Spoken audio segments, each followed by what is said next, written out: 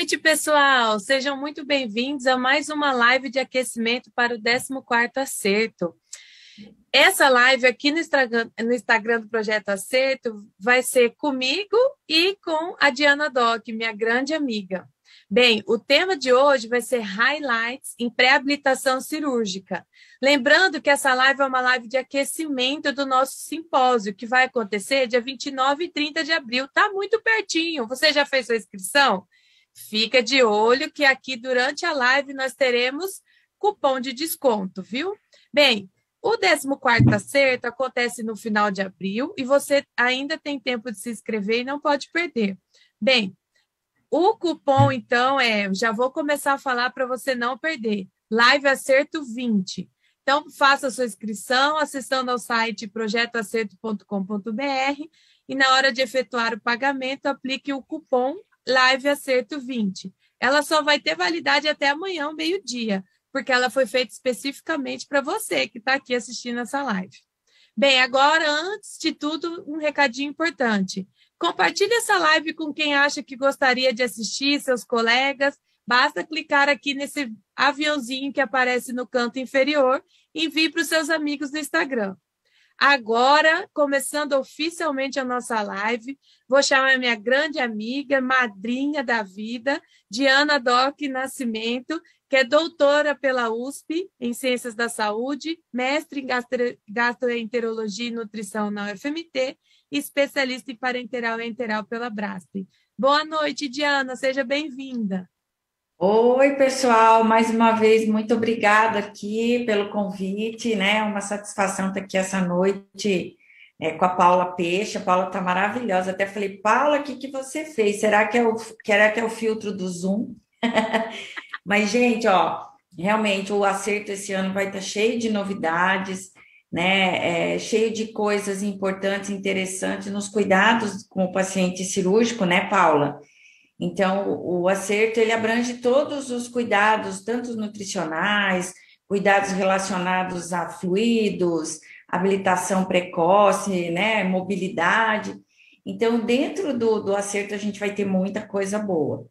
Então, assim, eu estou aqui hoje para conversar com vocês, responder as perguntas dentro dessa trajetória desse paciente cirúrgico, ou seja, o que que a gente tem que fazer para preparar o paciente para a cirurgia. Então, a Paula vai fazer umas perguntas para mim. Vamos ver se eu vou conseguir responder tudo, né, Paula? E vamos ver Vamos se o pessoal pode perguntar também, né, Paula? Tá. isso, olha, então é isso aí, gente. Se as minhas perguntas estiverem muito simples, vocês colocam umas cascudas aí nos comentários para a Diana conseguir responder. E aí a gente já pode começar. Então, Tá. dentro disso que você falou sobre a trajetória do paciente cirúrgico, né, que a gente sabe que inicia antes da operação e vai até aquele momento de pós-operatório, né? Eu gostaria de perguntar para você, nessa linha do tempo, aonde fica a pré-habilitação? Só no começo e acabou? Onde fica a pré-habilitação? Então, essa pergunta ela é muito importante, porque ao longo desses anos, né, mais recente, talvez assim, uns 5, 10 anos, a gente viu que essa pré-habilitação ela esticou um pouco mais, né? A gente falava muito da pré-habilitação quando o paciente chegava lá no hospital, e o paciente ficava 5, 7 dias, pedia para postergar a cirurgia, e hoje a gente sabe que o tratamento ele tem que ser mais longo para alguns cuidados. Então, ele vai começar, se o paciente estiver em casa, ele vai começar em casa. Então, essa pré-habilitação inicia na casa do paciente, com os cuidados nutricionais, e aí vou ver se a Paula vai me perguntar quais outros cuidados, além dos nutricionais, depois eu vou falar deles especificamente. Mas então, hoje, esse cuidado vai começar em casa, sempre que possível, e aí o paciente, quando chega, ele já chega pré-habilitado, então preparado para ser submetido ao trauma cirúrgico. Mas e aí, Paula? É só a nutrição? Será que importa? Então, a gente tem essa discussão de pré-habilitação, inclusive alguns trabalhos trazem bem destacados que, na verdade, a gente está preparando o paciente para uma maratona, né? Eu acho isso tão legal, porque, assim, quem vai fazer uma maratona sabe que precisa de cuidados e que envolvem exercício físico, cuidados nutricionais e outros cuidados de saúde para conseguir terminar a sua maratona. E é disso que a gente está falando, a maratona que o paciente cirúrgico vai encarar, né? E o que está dentro de pré-habilitação? Então, se a gente pensar nessa maratona que contempla tudo, a gente agregou mais conceitos aí, que são os exercícios físicos, né? Então, nesse boom aí, nessa explosão da importância da massa muscular, então o acerto trouxe também para contemplar tudo isso, né? Dentro dessa gama de tratamento, a pré-habilitação relacionada à atividade física. Então, o paciente ele pode até 4 semanas antes da cirurgia, né, da operação, ele fazer exercícios resistidos e esses exercícios aeróbicos. Isso vai melhorar a musculatura, melhorar as fibras musculares, melhorar a força através de que esse músculo ele vai ficar mais trabalhado, ele vai ter mitocôndrias mais ativas, né? Então ele vai conseguir ter mais força. E isso pode ser feito até 4 semanas. É um período longo, então muitas vezes isso não é possível. E uma coisa muito importante, isso é adaptado a cada paciente. Se a gente pensar no idoso, é importante, então, que esse idoso passe por um processo de avaliação pelo educador físico, e hoje a gente sabe que o educador físico, ele entra dentro das unidades hospitalares, e a Paula fica super feliz, porque o marido dela é educador físico, né, Paula? Então, ela quer chamá-lo para trabalhar com a gente. Então, é muito importante o educador físico dentro desse tratamento, então até 4 semanas na casa do paciente, e junto com isso a terapia nutricional oral, né, que pode ser feita nesse período, mas às vezes com mais ênfase nos 5, 7, 10 dias, até às vezes ainda 14 dias antes da cirurgia. Então, hoje a gente tem duas coisas nessa pré-habilitação, mais relacionada à nutrição, exercício físico, além de outros controles, né, que eu acho que a Paula vai perguntar. Né, Paula? Então, bem, aqui em casa já é uma equipe multidisciplinar. Se a gente juntar todo mundo, então, né, já somos uma MTN pronta. Realmente, a gente sabe, assim, quando fala em pré-habilitação, confesso que anteriormente achava que só era exercício físico. Mas a gente, 4 semanas é um período super longo, mas no momento em que ele tem a indicação cirúrgica, a gente sabe que ele vai fazer uma série de exames. Esse é o momento, não é de ficar parado e falando, poxa, eu vou fazer uma cirurgia, né? É o momento ao contrário, de pré-habilitar para essa maratona. Então, entrar na academia e malhar mesmo, né? Colocar o músculo para funcionar.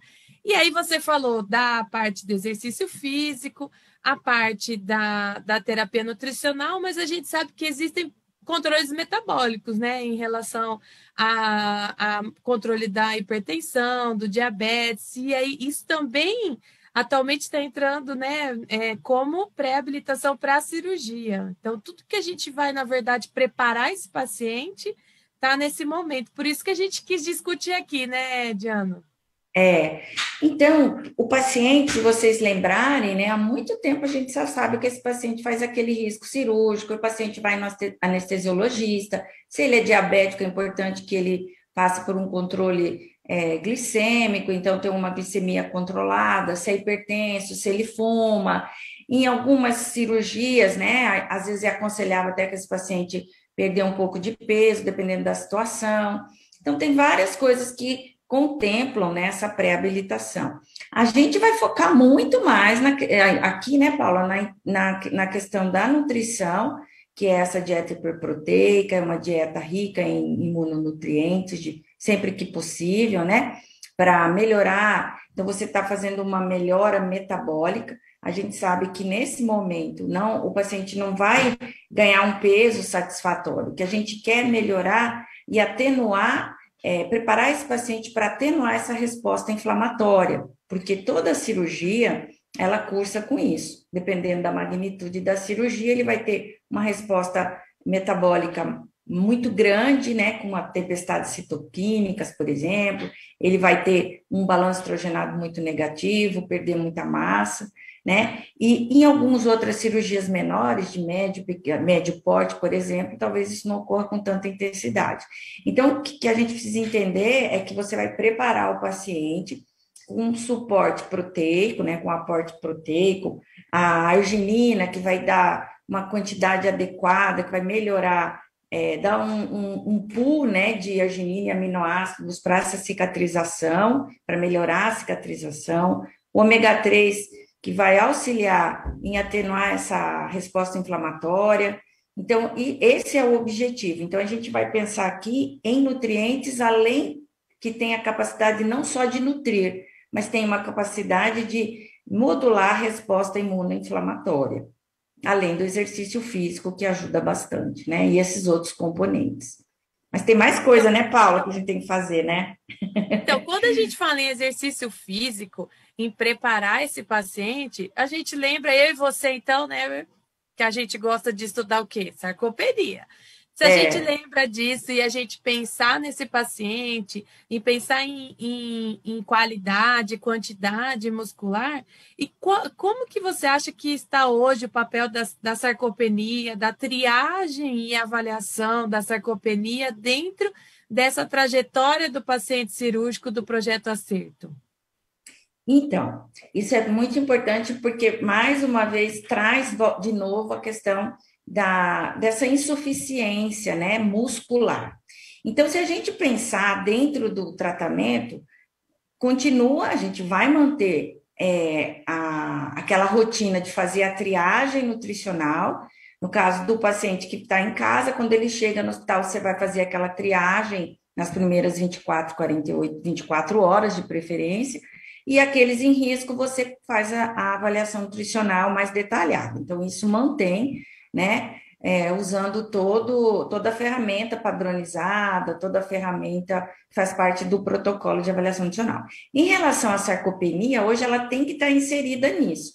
A gente sabe que tem grandes estudos da sarcopenia em pacientes oncológicos, né? Então, pacientes cirúrgicos oncológicos, a gente mesmo tem trabalhado bastante com isso, com pacientes cirúrgicos oncológicos submetidos a cirurgias de grande porte, e a gente viu no estudo nosso publicado, que até ganhou o prêmio de melhor estudo da revista do Colégio Brasileiro de Cirurgiões em 2020, que os pacientes que já tinham risco, né? A gente fez, na verdade, a provável sarcopenia, que ele tinha SARC-F positivo, para o maior igual a 4 pontos, e tinha uma força baixa. Esses pacientes já apresentaram uma probabilidade de sobrevida muito menor no pós-operatório de cirurgias oncológicas.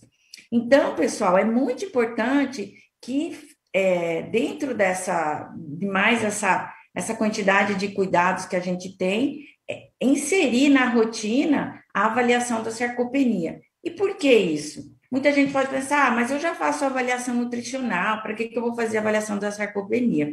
Acontece que a sarcopenia, né, Paula, ela é uma disfunção, ela é uma perda relacionada mais ao músculo. Então, são as alterações musculares. E a gente sabe hoje que a força, ela ganhou prioridade em relação ao tamanho da massa. Então, por que isso? Porque muitas vezes o paciente, quando você vai fazer as ferramentas clássicas de avaliação funcional, o paciente não é diagnosticado com sarcopenia. No entanto, pessoal, tem trabalhos mostrando que 50% dos pacientes, por exemplo, classificados como nutridos pela ASG, metade deles tem sarcopenia ou risco de sarcopenia. E esses pacientes complicam mais. Então, se você só fizer triagem, avaliação nutricional, talvez você não consiga tratar e diagnosticar aqueles que têm sarcopenia, então eles não vão ser cuidados, então eles não vão receber a terapia nutricional pré-operatória, né? Vão fazer toda essa pré-habilitação. Então, mais uma coisa para a gente fazer, avaliar a sarcopenia. E pode ser, né, Paula, através do SARC, que a Paula também conhece muito bem. O SARC-F é uma ferramenta muito fácil de fazer na prática. A força de preensão palmar não é muito... o equipamento, ele é simples, o custo-benefício é muito bom da dinamometria. Se você não tem o dinamômetro, tem outros testes, baterias de testes, como levantar da cadeira, que não precisa de nenhum aparelho. Tem a velocidade de marcha, né, Paula, que você pode fazer de 4 metros. Põe uma fita no chão, né? No nosso hospital universitário, a gente sabe quanto os hospitais são carentes, e pede ao paciente fazer algumas testes de caminhada, né? Que é esse teste. Então, o que importa é que você tenha a sensibilidade de pensar na enfermaria aqueles que podem ter sinais clínicos de sarcopenia e, com isso, efetuar essas avaliações. Porque aí você vai cuidar dos sarcopênicos que às vezes não são desnutridos, né, Paula? Olha, muito legal. Eu queria aproveitar para falar para todo mundo que está aqui na live que quem está participando da live tem um cupom de desconto que chama Live Acerto 20. Esse cupom de desconto para o 14º acerto vai ficar disponível até amanhã, ao meio-dia, horário de São Paulo, hein, cuiabanos? Vamos lembrar que nós que estamos aqui somos uma hora menos, né? Esse 20% de desconto você acessa o site projetoacerto.com.br e é na hora de efetuar o pagamento coloca o cupom que vai dar esse desconto. Bem, dentro disso que eu acho legal de você falar, destacou bem a importância da sarcopenia, do exercício físico, como pré-habilitação. Acho que o que foi muito falado nos últimos congressos também é sobre obesidade sarcopênica, né? E quando isso que você destacou é muito importante, porque o paciente cirúrgico oncológico, ele existe aquele que ele é o caquético, desnutrido grave, né? Principalmente do trato gastrointestinal superior ou cabeça e pescoço. Mas existem aqueles que não têm essa aparência, essa perda de peso tão aparente, e a gente sabe que a pandemia da obesidade aumentou ainda mais com a nossa pandemia do coronavírus. Então, a gente precisa dar uma olhada realmente e pensar na obesidade sarcopênica, né? Então, e por isso que a função ela é mais importante, porque você pode ter um obeso que vai ter uma musculatura grande, né? E pode, se você, como o conceito mais antigo, que veio com o Consenso Europeu 2010, enfatizando muito a massa, né? Como uma primeira avaliação até para categorizar um paciente com pré-sarcopenia. Então, se a gente pensar, a gente pode ter um paciente que você olha, ele tem os parâmetros, tem um IMC até adequado, até um sobrepeso obeso, mas a função muscular dele é ruim, e isso é preditor, né, de sarcopenia, e preditor de sarcopenia, preditor de complicações, né? Então, aí a gente tem várias coisas para pensar, né, Paula? Porque talvez a Paula vá me perguntar assim, bom, então, já que a gente está falando de avaliação nutricional e de sarcopenia, quem que tem que ser, então? Quem que tem que passar por essa pré-habilitação, Paula? Todo paciente que vai fazer cirurgia? Para qualquer cirurgia? Quem que vai fazer imunonutrição, né? Que é o tratamento com imunonutrientes, e quem vai fazer a abreviação do jejum? A gente pode falar, né? Que é a estrela do acerto aqui para a nutrição, é a abreviação do jejum. Nós ainda vamos falar disso, né, Paula?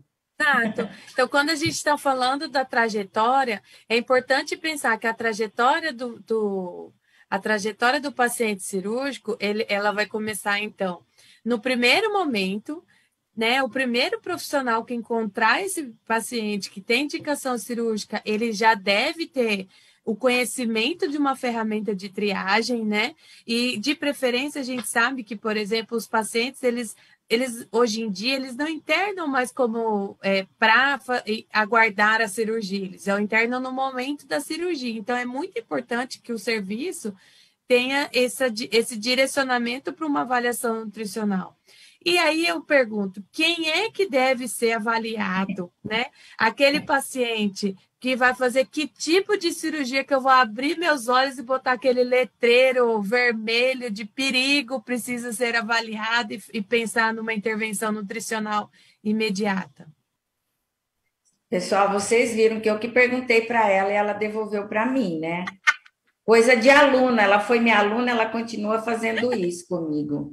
Mas já que o protocolo aqui é ela perguntar e eu responder, eu vou responder, tá, Paula? Tá bom. Então, gente, então, assim, ou ainda, né, a gente sabe que os benefícios mesmo, os benefícios dessa terapia nutricional, agora eu vou falar da imunonutrição, da imunoterapia, né, da imunonutrição, do tratamento com terapia nutricional imunomoduladora, né, ela tem indicação para aqueles pacientes que têm risco ou desnutridos, tá? No pré-operatório, a gente hoje está falando só do pré. Então, se o seu paciente lá deu uma triagem nutricional, ele é de risco, mas ele vai fazer uma gastrectomia, muito difícil às vezes, normalmente ele já é desnutrido, né? Cirurgias altas, aparelho digestivo, a gente tem o quê? 85, às vezes, por cento dos doentes tem perda de peso. Mas então vamos dizer que ele vai fazer uma cirurgia de colo, de reto, de sigmoide, que ele não perde muito peso, e ele é de risco. Então, você vai submeter esse paciente a uma terapia nutricional, a imunonutrição, porque além de ser de risco, a cirurgia que ele vai fazer é de médio ou grande porte. E a gente sabe que isso é um trauma programado, ou seja, é como se o paciente, né, saísse daqui, não vou dizer isso, mas tivesse um acidente de carro, por exemplo, né, que ele tem um trauma, ele vai ser submetido a uma operação para curar, para ter curar da sua lesão, desse câncer, e por isso ele tem que ser submetido, então, a essa terapia nutricional. Mas tem os casos que são piores, né, Paula? Que são aqueles que já são desnutridos. Você pode ter um paciente de câncer gástrico, pode ser câncer de esôfago, ou qualquer outra doença, não só câncer. A gente tem dentro de trabalhos publicados dentro dos protocolos, né, que usaram do protocolo acerto, pacientes de cirurgias ortopédicas, os pacientes que fizeram cirurgias cardíacas. Então, todos esses pacientes, que a gente fala muito de câncer, né? Mas a gente tem que lembrar das outras cirurgias. Existe até assim, será que os bariátricos que vão cortar, né, retirar uma grande parte do seu estômago, não deveriam fazer uma imunonutrição, né? Ele é obeso, mas é obeso, pode ser sarcopênico. Então, a gente tem que imaginar que os desnutridos são mais graves e vão ainda ser submetidos a um trauma de grande, médio ou grande porte. Então, esses são os pacientes que a terapia nutricional pré-operatória tem resultados, tem associações, né? Eles são que esse tratamento ele se associa com mais benefícios, ou seja, reduz complicações. Dentro dessas complicações, as infecciosas, como a pneumonia, também reduz a ocorrência de fístulas, deiscências, e isso aí já é tão documentado na literatura que a terapia nutricional para esses casos, ela tem uma forte recomendação e um alto e um alto nível de evidência, né? Então, hoje, não fazer isso, Paulo, é como se você estivesse negando a alguém o melhor tratamento, né? É como se, seria isso. Acho que eu respondi. Respondeu, ó, vou até resumir para você, né, garantir o café Vamos lá que ver. você me dá desde. Nem vamos falar em números, né? Quando eu era sua aluna. Bem, então, a gente pode falar, então, que todo paciente deve ser triado, ponto. Aquele com triagem positiva, né, que ele é de alto risco nutricional, deve ser avaliado, e ali a gente lembra de avaliação nutricional, avaliação da sarcopenia, certo? Dali a gente vai passar, então, para esses pacientes que têm indicação. Aqueles de alto risco, fazer cirurgia de grande porte, principalmente do aparelho digestivo, do trato gastrointestinal superior, cabeça e pescoço, a gente está falando que esse pessoal ali quadril, né? Principalmente aquele fratura de quadril, pacientes cirúrgicos que têm grandes traumas que não são do trato gastrointestinal, mas são de risco, alto risco nutricional, e a cirurgia de muito grande porte, a gente tem que pensar em fazer, então, uma terapia nutricional perioperatória, né? Então, a gente vai fazer no pré, né? Lembrando, então, como você já falou, no pré a gente vai pensar em usar, então, imunonutrientes, né? Que a gente tem, então, com isso, uma forte recomendação para ele ir na cirurgia. Então, já falei dessa parte da trajetória, estávamos no pré. Cheguei agora nesse momento. né? No dia da cirurgia, como que a gente vai fazer? O que é recomendado fazer no dia da cirurgia? O ideal, né, era que se esse paciente chegasse, vamos supor, né? O paciente foi no ambulatório médico, foi lá no ambulatório aqui do nosso hospital universitário, ou é um paciente do hospital privado, e fizesse todo o tratamento, ficasse 4 semanas em casa, fazendo a pré-habilitação, exercício físico, ia correr um pouquinho, carregar um peso, e aí 7 dias antes da operação, ele vai lá, faz a imunonutrição, né? Chegou no hospital, preparadíssimo, né? Chega lá, tudo escrito, né? O que ele fez, né, Paula? A gente nem ia falar, que maravilhoso, né? O paciente fez a pré-habilitação, glicemia controlada, né? Melhorou os seus parâmetros, a pressão arterial controlada. Chegou o paciente, o que nós vamos fazer? O nutricionista do serviço vai admitir o paciente, lógico, vai continuar, né? Que ele não foi triado e avaliado, vai fazer isso, avaliar a sarcopenia, e já vai fazer o quê? Pensar na abreviação do tempo de jejum pré-operatório. Ou seja, hoje também a gente tem uma farta evidência de que abreviar o tempo de jejum com carboidratos, né, com a destrose, a 12,5%, que está nos estudos clássicos, mas a gente sabe hoje que fórmulas, uma quantidade maior de carboidratos também não interfere nesse esvaziamento gástrico, e também com uma base nitrogenada, seja glutamina, seja proteína do soro, né, vai trazer grandes benefícios. Então, quando o paciente chegar, a cirurgia dele é amanhã. Um exemplo, ele chegou hoje é quarta-feira, o paciente foi admitido, ou às vezes chega na hora da operação, né? E aí, se ele chega na hora da operação, ele já foi 8 horas da manhã em casa, quando ele chega às 7 da manhã. Então, deixa eu ver se eu não estou complicando muito. Então, ele chegou no hospital, vamos supor que ele internou hoje e vai operar amanhã. Então, o que a gente faz? Amanhã, 5 horas da manhã, seu João, meus alunos falam, professora, sempre dá um nome de João para os pacientes. Então, eu vou falar, seu José, né? Seu João, seu José, está na hora de tomar a bebida rica em carboidrato ou também em proteína, para melhorar mais ainda as condições nutricionais, né? Ou seja, pré-habilitar mais ainda esse paciente. Então, a gente chama esse momento de uma intervenção pré-operatória precoce, ou seja, a pré-habilitação precoce. Ou seja, por que precoce? Porque ela vai ser feita 2 a 3 horas antes da indução anestésica. Né? Se a gente pudesse perguntar aqui para as pessoas quem tem que estar fazendo isso nos hospitais. A gente sabe que isso aumentou muito, mas ainda muitos doentes, né, Paula, ainda ficam por muito tempo em jejum pré-operatório. O paciente vai, por exemplo, tomou uma sopinha às 5 da tarde e vai operar amanhã, a cirurgia às 7, aí o médico atrasa, né? O anestesista fala que teve um problema, e aí esse paciente vai operar lá por 10, 11 horas da manhã. Então, às vezes, doentes ficam 12, 16 horas em jejum para operar. Aí agora eu que pergunto, o que acontece, Paula, com ele? Então, Quando ele os danos do jejum prolongado, né, Paula? A gente sabe que o paciente que faz uma cirurgia, principalmente uma cirurgia de grande porte, ele vai ter um hipermetabolismo. Então, ele tem uma resposta, muitas vezes, exacerbada. Se esse paciente ficou em jejum por muito tempo, vai ter maior resistência insulínica, né? Ele pode ter pioras aumento da interleucina, toda a parte inflamatória está aumentada, e fazer as consequências disso, normalmente, mais tempo de internação, mais complicações, deiscência de anastomose. Então, os guidelines e a nossa diretriz acerto, que já foi publicada, fala disso. A gente deve fazer o quê? Abreviação do jejum, né? Já nem precisa mais falar de abreviação, é o jejum pré-operatório, né? Deve ser de 2 a 3 horas antes. 2 horas para carboidratos, se você for fazer, né, um suplemento ali com um carboidrato, pode ser até 2 horas antes da indução anestésica.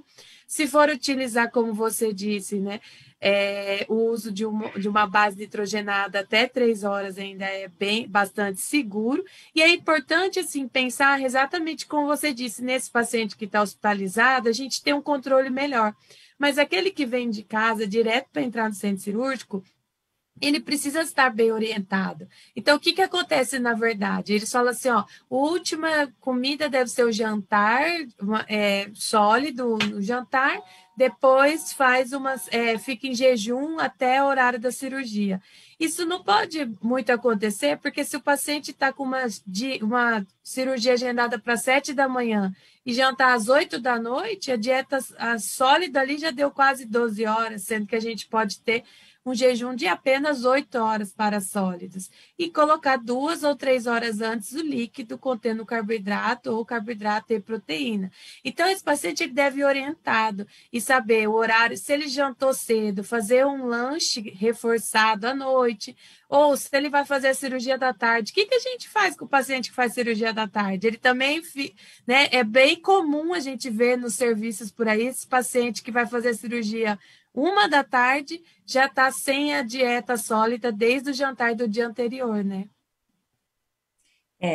Então, assim, eu estava prestando atenção no que você estava falando, e me ocorreu uma coisa muito importante que a gente tem aqui dentro do acerto, né, com um anestesista, e para reforçar a importância da consulta pré-anestésica. Principalmente, né, Paulo, aquele paciente que está em casa e que chega no hospital. O que eu estou querendo dizer com isso? Os anestesistas, eles são importantíssimos dentro do tratamento nutricional. Por exemplo, aqui a gente tem a doutora Kátia, que todo mundo conhece, quem vai sempre no acerto.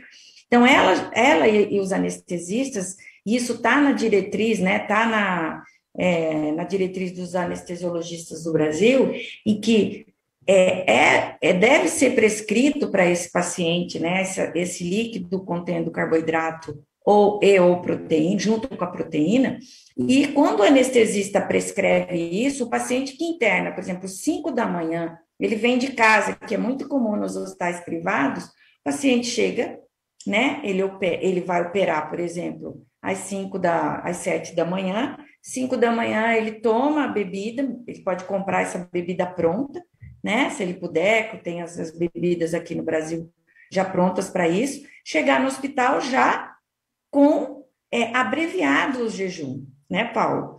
Por exemplo, em pediatria, isso daí pode ser feito até ali na sala de espera. As criancinhas vão tomando aquele líquido claro, com um pouquinho de destrose.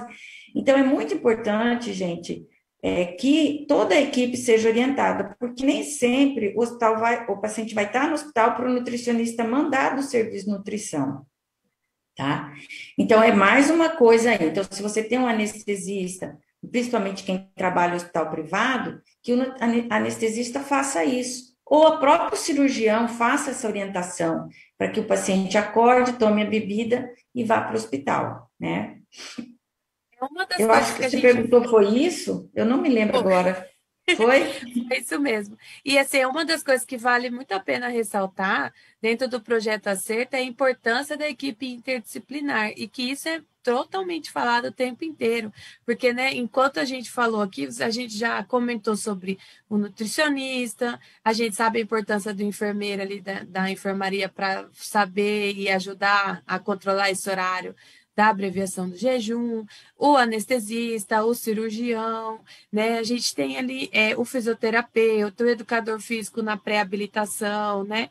Então, a gente tem ali, às vezes, um grande grupo de profissionais que vão junto ajudar a essa recuperação acelerada desse paciente. Então, a gente já caminhando ali na trajetória, fizemos a triagem, a avaliação, terapia nutricional pré-operatória, a cirurgia aconteceu, e agora? O que a gente pode falar? Mas, Paula, você deixa eu só falar mais uma coisa no pré? Sim, claro. Então, né, porque aqui, você sabe, nós estamos numa trajetória, mas o carrinho deu uma ré, assim, voltou um pouquinho. O que muita gente fala assim, mas Diana, professora, o pessoal, mas e aí? O paciente foi lá para a cirurgia, chegou lá, está lá no centro cirúrgico, era para operar às 5 da manhã, às 5 da manhã, às 7 da manhã, E a cirurgia, o médico falou: olha, esse paciente João, a cirurgia dele vai ter que ser lá por 10 horas, 11 horas. O que que a gente faz, Paulo? Isso aí sim, o hospital tem que ter toda essa questão aí, né? Essa dinâmica de que se o paciente tomou o líquido às 5 e ele vai operar às 10, às 7 da manhã, que era a cirurgia dele, até às 10 ele ficar mais em jejum, não vai? Então, assim, qual que é uma das recomendações que a gente faz do projeto Acerto? É que o centro cirúrgico também tenha todo esse preparo para que até tenha a bebida dentro do centro cirúrgico, porque aí o próprio enfermeiro, a equipe que está lá, fala: olha, seu João, como a sua cirurgia daqui atrasou, se o senhor não ficar em jejum, o senhor toma de novo o líquido. E por quê? Porque o paciente vai ter menos sede, né, Paulo? Ele vai ficar menos ansioso. Se for criança, então, gente, a criança ela vai gostar mais, ela vai ficar, não vai chorar tanto, né? Lembrando que leite não entra nessa abreviação, tá? E que alguns pacientes que têm retardo do esvaziamento gástrico também não. Então, eu me lembrei disso, achei que eu tinha que falar, porque uma das coisas que acontecem muito é que a gente está todo mundo preparado para 2 horas, mas as cirurgias continuam atrasando. Então, uma das coisas para contornar isso, não é fácil, confesso, que eu acho que é muito difícil, né? Mas lá no centro cirúrgico mesmo, né, Paula? Ter um local, ou avisar a nutrição: olha, o paciente atrasou a cirurgia, tem como trazer a bebida para abreviar novamente, né? Porque a cirurgia atrasou. Mas, enfim, ele já abreviou, né? Porque assim, a Paula, eu já combinei com ela, quer dizer, eu não sei se ela vai me perguntar isso, né, gente? Ele operou, ele foi triado, foi avaliado, fez a pré-habilitação em casa completa, chegou no hospital, fez a abreviação do jejum, né? Ele era elegível para isso, porque nem todos são, né? Mas ele tinha todas as características. Ele era um paciente que tinha esvaziamento gástrico preservado, não usava medicação para refluxo, por exemplo. Era um paciente que tinha do ponto de vista de esvaziamento gástrico sem comprometimento, não usava procinético de rotina, porque tem algumas coisas, tem alguns pacientes aí que não podem ser abreviados. E aí foi abreviado, operou, a cirurgia foi um sucesso. E aí? O paciente recebeu alta para casa e todo mundo: oh, que bom, foi para casa, acabou o tratamento do paciente, né, Paula? Acabou, será?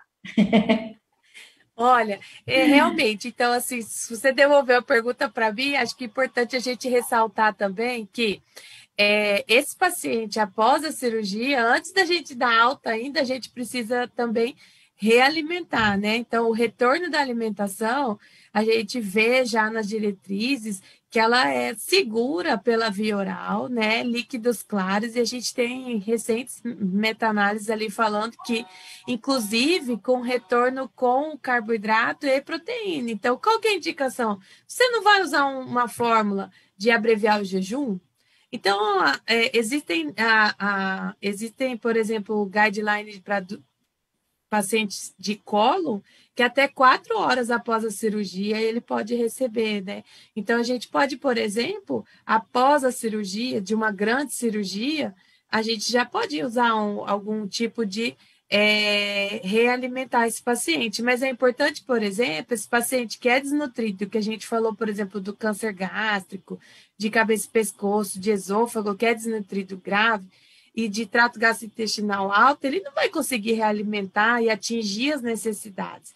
Então, se o paciente não vai atingir as necessidades, não vai realimentar precocemente, que é recomendado até em 24 horas, é importante que esse paciente tenha uma programação de terapia nutricional no pós-operatório.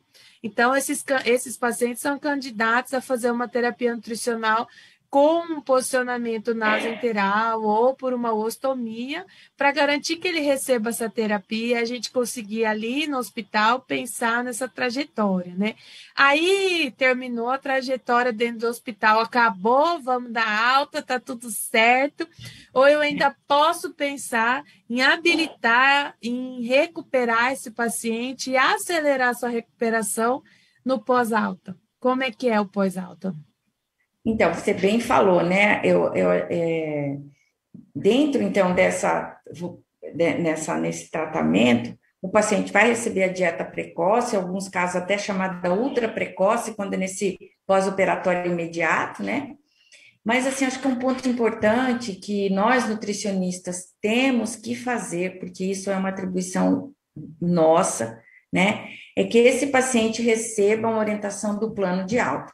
Acho que daqui uns dias vai ter a Braskem aí patrocinando um evento só sobre cuidados no domicílio, que, gente, é super importante. O tratamento nutricional não termina no hospital, né? Então, você imagina que o paciente fez uma gastrectomia, ou até esse paciente, seu João, que fez uma colectomia, mas ele é desnutrido. Então, Paulo, esse tratamento, o que a literatura coloca? Para você conseguir continuar acelerando a recuperação, para que esse paciente, o objetivo era a gente falar mais do pré, mas eu falei, Paulo, a gente vai falar do pós, porque o tratamento não termina. Eu falei, nós vamos falar.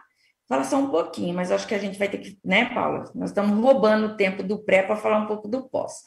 Mas é muito importante, gente. Então, como que a gente, qual que seria, por exemplo, um protocolo de fazer um plano de alta? A literatura diz que a partir do momento que esse paciente está lúcido, orientado, acordado, você já começa a fazer as orientações, às vezes uma semana antes. Ou seja, você está, é como se fosse um treinamento, um ensinamento para ele como vai ser em casa, principalmente para os pacientes desnutridos e com terapia nutricional. Com sonda, então, com uma jejunostomia ou uma nasoenteral, muito mais, porque você acha que em um dia, em uma hora, você vai conseguir ensinar, né, orientar o paciente, acaba sendo um ensinamento mesmo, um treinamento de como ele vai se cuidar em casa. Então, a gente operou o paciente, começou a dieta precoce, né, é um paciente que pode comer pela boca, vamos supor que é um paciente só com dieta oral, mas que ele não consegue comer adequadamente. Então, você vai começar essa orientação de alta alguns dias antes, já tem uma programação. Então, você vai orientar contra, vamos supor, o suplemento oral. Vamos supor que esse paciente é desnutrido com dieta oral. Esse paciente desnutrido com dieta oral, ele é um candidato a manter a imunonutrição pós-operatória. Então, ele vai receber. Você vai orientar onde comprar esse produto, qual produto, né? Na ausência desse produto, muitas vezes o paciente já não achei, o que ele vai fazer? Contato por telefone, quem que ele tem que contactar, né? O que a dieta tem que ter, a consistência, os horários, tem as medicações que ele vai tomar, que a enfermagem faz orientação, então, às vezes tem os cuidados com as feridas, né? Então, tem tantas coisas que os cuidados que o paciente vai ter, que a gente sabe que essa orientação ela tem que começar alguns dias antes, e não no dia do paciente, como diz, vai correndo lá no corredor do Júlio Miller, seu João, o senhor esqueceu sua orientação, né? Coitado, o paciente nem sabe o que você está falando, não sabia o que tem que comer, o que vai acontecer, 2, 3 dias ele vai bater na porta, voltei, porque eu desidratei, porque eu fiquei mais fraco, porque eu fiz uma fístula, né? Então, o tratamento continua fora do hospital. E para pacientes, por exemplo, na UTI, Paula, tem literatura dizendo que até 6 meses ele deve fazer, aquele que passou pela UTI, que teve alguma complicação, né? Até, às vezes, 6 meses de terapia nutricional com suplemento oral, quando não interal, e também, em algumas situações, de preferência, manter ainda a atividade física, né? Mas a gente queria falar muito né, desse fechamento para quem está nos vendo aqui, não deixar de orientar na alta, porque o tratamento não fica completo.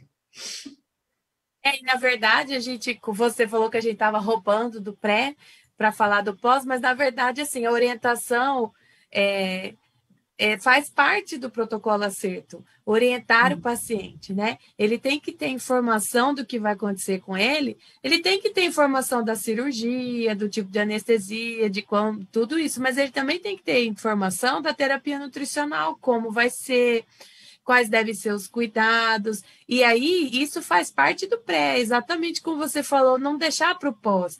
Hoje todas as diretrizes já falam que a gente tem que começar isso antes mesmo dele ter alta. E se a gente está falando de uso do protocolo acerto, de aceleração da recuperação pós-operatória, significa que esse paciente vai ficar o quê? Uns 3, 4, no máximo 7 dias no seu hospital. Então, aqueles que são de 3, se você não orientar no pré, você não vai achar ele às vezes no pós, não é verdade? Precisa ali Exatamente. começar bem precocemente. E a orientação de alta é importante ressaltar que assim, o paciente ele tem que ter alta com as necessidades atingidas. E foi muito legal quando você falou do suplemento nutricional oral, porque ou ele vai realimentar precoce, mas sendo um desnutrido, trato gastrointestinal superior, cabeça e pescoço, esse a gente sabe que vai realimentar precoce via enteral, muito provavelmente, e a gente vai fazer de tudo para ele atingir as necessidades ali via enteral. Se não atingir em até 7 dias, aí que uma parenteral suplementar deve ser pensada. Mas o paciente, assim que ele tiver o retorno da sua alimentação, não basta falar como a gente já viu lá no passado, que a gente não fala quanto tempo, né, Diana? Como a gente já viu aquele paciente, ó, ele liberou dieta, passava 24 horas em jejum, primeiro dia do pós-operatório líquida restrita, depois você nunca mais viu o paciente. Isso que na verdade acontecia. E não, esse É. paciente ele tem que ir de alta com as necessidades atingidas. E para isso, lançar a mão de um suplemento ou orientar bem quanto à terapia nutricional integral é super importante. E assim, o exemplo que você deu foi maravilhoso, porque assim, a gente conhece esse nosso hospital universitário que ele volta, bate lá na porta. Mas tem serviços ali pelo país que o paciente não tem como chegar de volta onde ele foi operado. E aí ele vai para a UPA, ele vai para uma unidade de saúde que não tem nutricionista, e aí o rolo acontece, né? Então ele tem que estar bem orientado antes de ir, não é verdade? Acho que foi É. fantástico o que você falou. Agora, Paula, você falou uma coisa muito importante que eu acho assim que assim resume muita coisa, que é a primeira pergunta, a primeira recomendação do acerto é o quê? Que o paciente tem que ser orientado. Então, gente, o paciente ele tem que ser proativo no processo do cuidar, né? Então, o acerto, a diretriz de 2017 ainda coloca assim, que o paciente, isso pode ser feito por um livreto, um receituário onde ele vai ter tudo que vai acontecer com ele. Por que que tem que abreviar o jejum? Porque o paciente vai falar, imagina que eu vou tomar esse negócio, vou operar daqui a 2 horas, não vou tomar esse negócio, vou morrer lá na cirurgia, né? Então, se você fizer uma orientação, conversar com o paciente, explicar por que que tem que abreviar o jejum, né? E com isso dizer que ele vai ter que sair dali com uma orientação de alta e, se possível, né? Você até falou, se possível fazer no pré, porque às vezes 2, 3 dias ele já foi embora e é melhor, né? Que você conseguir. Então, lembrar que as orientações podem sim começar, devem começar antes, se puder fazer no pós, porque aí já passou por esse período, mas pode ser feitas essas orientações antes. E lembrar também que muitas vezes a gente não consegue fazer com que o paciente entenda tudo num dia só. Então, pode ser por etapa, mas não pular as etapas do tratamento, né? É que nem dar um antibiótico pela metade. Então, imagine que o tratamento, ele é todo, é multimodal. Então, a gente aqui está falando de uma parte da nutrição, da pré-habilitação com nutrição, exercício, né? Mas é muito importante que o paciente seja, ele é a peça central do tratamento, ele tem que entender o que está acontecendo com ele para ele poder aderir ao tratamento. À medida que ele sabe a importância do suplemento, né? Que tem suplementos deliciosos, modificados hoje, o sabor para melhorar tudo isso, ele vai aderir, ele vai ter mais sucesso. E a gente vai ter mais sucesso, a gente vai ficar mais satisfeito, né, com tudo isso. Eu acho que é Exatamente. tudo isso, acho que é tudo isso, é só isso e tudo isso, né? Olha, exatamente, é só isso, tudo isso. É fantástico falar de terapia nutricional, da trajetória do paciente acerto. Nós estamos, né, carregando o bebê do acerto, né, que a gente está lá desde quando ele engatinhava, hoje ele já é um adolescente, né, de 14 anos, né, nós duas estamos envolvidas neles desde o começo. tenho muito orgulho ali de falar que, né, que desde o segundo simpósio eu já estava junto com vocês. Foi um prazer falar aqui com você. Acho muito legal esse bate-bola que a gente tem, consegue ir falando sobre toda essa trajetória. É importante reforçar que a gente precisa ter esse cuidado desse paciente cirúrgico como uma linha do tempo bem estabelecida. Então, pensar na triagem, na avaliação, não esquecer de fazer uma avaliação completa para esse paciente, recomendar a pré-habilitação e que ela não envolve só o exercício, apesar de ser um exercício muito importante ali, mas falar que ele tem que fazer exercício físico, terapia nutricional pré-operatória sempre que necessário, nem que seja um suplemento hiperproteico muitas vezes, né? Parar de parar de beber, controlar a glicemia, né? A hipertensão muitas vezes. Lançar a mão da abreviação do jejum é fantástico, é muito importante. Realimentar precoce, pensar numa via de terapia nutricional naqueles pacientes que precisam de terapia nutricional pós-operatória. Então, que isso também seja programado. Aquele paciente que a gente sabe que não vai atingir as necessidades via oral, ele precisa de uma terapia nutricional integral, muitas vezes posicionada ainda intraoperatório, né? Então, poxa, ele já está lá na cirurgia, já posiciona o catéter, já faz uma ostomia, não precisa reintervir esse paciente, né? E, por último, pensar, e não menos importante, pensar nessa alta hospitalar muito bem orientado e que ele mantenha e atinja as necessidades. Isso é muito importante, a gente precisa ainda bater nessa tecla, que o paciente não é porque ele bebeu uma dieta líquida, sem proteínas muitas das vezes, que ele já pode ter alta, né, e viva a vida, né? A gente precisa atingir essas necessidades. E agora até me toquei de lembrar que as necessidades recomendadas, né, para paciente cirúrgico no pós-operatório, 25 quilocalorias por quilograma de peso, 1,5 grama de proteína. Fiz esse resumão só porque a gente falou bastante dessa trajetória, né? Vocês viram, né, gente, que nem precisa de mim na live, ela fala tudo. Aí eu vou puxar a minha sardinha, foi minha aluna essa moça, né? É Paula, mas olha só. Eu fico, quando você está falando, eu imagino, não sei se você lembra, que a gente constrói uma linha. Pega um caderno, eu falava, pega um caderno, desenha a linha. Então, aqui, primeiro dia, né? Agora não é mais no primeiro dia, gente, no hospital. É casa. Então, ele começa na casa aqui, chega no hospital aqui, abrevia no dia, começa precoce no pós e continua na casa. Então, inicia na casa, termina na casa, né? Então, assim, aquela linha do tempo, ela alongou para cá, que ela foi para casa, a gente falava muito, né? De começar sempre no hospital, e até por uma questão de custos, né, Paulo? Quando você faz antes, o paciente vai ocupar leito 7 dias, né? Então, gente, é isso, a linha do tempo do tratamento. Então, imagine sempre o paciente cirúrgico como uma linha. Começar aqui, terminar aqui. A casa está no início, a casa está no final, e no meio tem o hospital. E no meio do hospital, continua a terapia, faz a abreviação de jejum, opera, a cirurgia foi um sucesso, inicia dieta precoce e plano de alta, né? E sempre o paciente conectado, assim, ativo. Não é aquele paciente que nem sabe o que vai acontecer com ele, coitadinho, né? Aquele paciente que vai garfo para comer sopa, ele não tem coragem nem de reclamar, né, Paulo? Então, o paciente tem que ser ativo, ele tem que saber o que está acontecendo com ele. Mas muito Exatamente. bem, professora Paula. Eu só aprendi com a mestre. Muito obrigada, gente. Olha, foi um prazer. Acho que eu vou terminar a live antes que ela termine com a gente. Lembrar que essa não é a última live de aquecimento do Simpósio Acerto. A gente ainda tem um dia 12 de abril, terça-feira que vem, com o Aguilar e com o Diogo. Então, estará fantástica. Não percam também.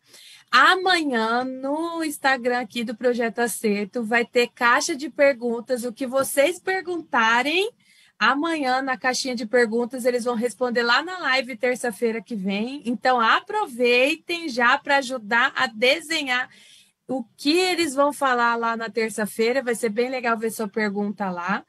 E também aproveitem o nosso cupom de desconto, que chama Live Acerto 20, que só vai durar até amanhã, meio-dia, horário de Brasília, 11 horas, horário de Mato Grosso. Não vamos esquecer que nosso horário é diferente.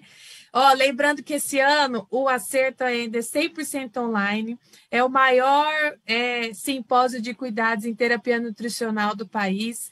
Ele vai ter, além daquilo que tiver, além das aulas online e muita interação, a gente tem mais de 20 aulas já preparadas, on demand, para você ficar Chique, né? assistindo. On demand. Eu vou estar Então, lá no On Demand, viu, gente? Vão assistir minhas aulas lá, vocês vão amar. Foi feito com carinho. olha, e eu gostaria de agradecer ao Projeto Acerto pelo convite, pela confiança ali por muitos anos e mais uma vez nessa live. Obrigada, Diana, pelo papo, foi maravilhoso. A gente conversa sobre mil coisas e a gente vai super bem. Falar de protocolo acerto é mais fácil ainda, porque a gente ama muito, né? E eu vou deixar você dar um tchau para o pessoal e agradeço muito sua atenção. Ah, então, mais uma vez, obrigada, né? Essa parceria do Acerto aqui, né, nessa live junto com a Braskem. Agradecer a Gabi, que a Gabi fica nos bastidores, né? Também por estar sempre auxiliando, agradecer toda a equipe do Acerto, toda a equipe que está preparando o Acerto online, ainda online esse ano, e a todos aqueles que estão aqui com a gente, né? Eu vi que tem muita gente acompanhando aqui no Instagram. Eu quero agradecer muito, porque sem vocês a gente não faz live, não faz webinar, não tem o Acerto, então eu agradeço muito, agradeço a Paula. E assim, é sempre um bate-papo muito gostoso. O objetivo da live é ser uma coisa mais descontraída, eu acho, porque eu fico muito descontraída, né? E espero que o pessoal tenha gostado e agradeço mais uma vez ao Acerto e à Braskem por essa oportunidade de estar aqui mais uma vez com a Paula Peixe. Obrigada, Di. Obrigada por tudo, obrigada pelo café, obrigada pela conversa. Um beijo em todo mundo, espero que tenham gostado. E não esqueçam da live semana que vem, dia 12 de abril, terça-feira que vem. Um beijo, até a Beijo. próxima. Tchau, pessoal.